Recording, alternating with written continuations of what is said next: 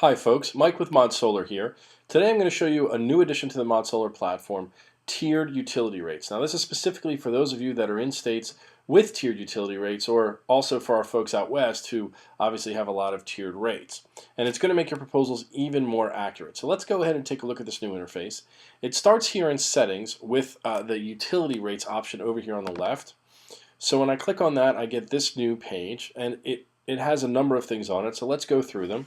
First, we have a default global rate. So this is the overall default utility rate that's in the platform. If you don't have a utility rate defined for one of the states in which you're doing business or don't have a tiered rate, this will be the default rate that will apply.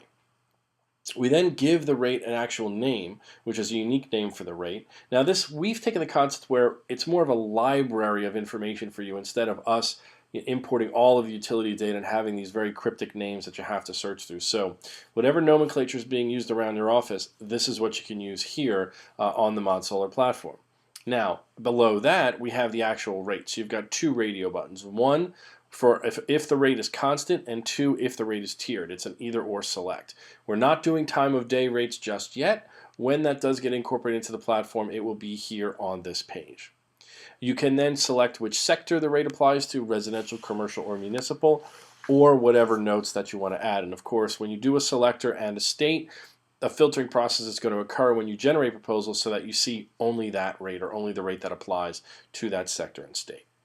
So with that, let's go ahead and add a new rate for Massachusetts. Okay, I'm going to go ahead and add a rate called Test Tier 4. And it's a tiered rate, so I'm going to click on this radio button. And my first tier is at 5,000 kilowatt hours, let's say for a price of 14 cents. My second is going to be at 10,000 for a price of 18 cents. And my last is going to go up to, let's say, 14,000 for a rate of 20 cents. And anything above 14,000, we're going to leave this box blank, is going to be at 24 cents. And this rate is going to apply to residential only. And I'm just going to put a note in here. So that's all you do. You've added a utility rate, and now when I come over here to the left, you'll notice that I have my test tier rate 4 here, and I can edit it as I need to at any time. So that's really all it is. That's how you add a rate, and you can, as you can see, you can create a library for as many rates as you want. Okay. Now that we've done that, we go ahead and come back here to the home page. And what I want to do here is I want to go ahead and run a new proposal using that test tier 4 rate that I created. And so I don't need to actually go back in and create a whole new proposal, though I certainly could by using add proposal for this house in Massachusetts. Instead, I'm just going to go ahead and clone the last one that I did. So when I click on the clone button, I come back here to the proposal. And the big change that we find here is in the change button. So if you click on the change button here, you'll notice that we have a third tab, utility rates. And you'll also notice that the default rate has actually been moved off of this page, and now it's on the utility rates tab. So here we've got in this drop-down a list of all the tiers that we have, including test tier 4, which we just created. So when I select that, you'll notice that we have all the tiers here, as well as my note here in italics. And you can still set your annual electricity increase or electric inflation as well if you want to. We've moved that here since now this tab deals exclusively with electric rates. So once I'm done changing a tier, I can simply regenerate the proposal. And there it is. The number has changed to 2100. If I want to change it again, if I want to change it back, I can do that very easily as well. Okay. And regenerate.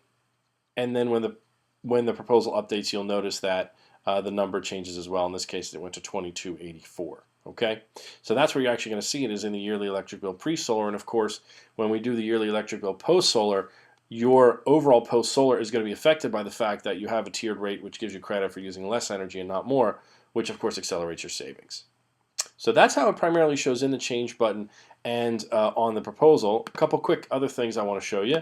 Back here on utility rates, you'll notice that the last option is enter a rate manually.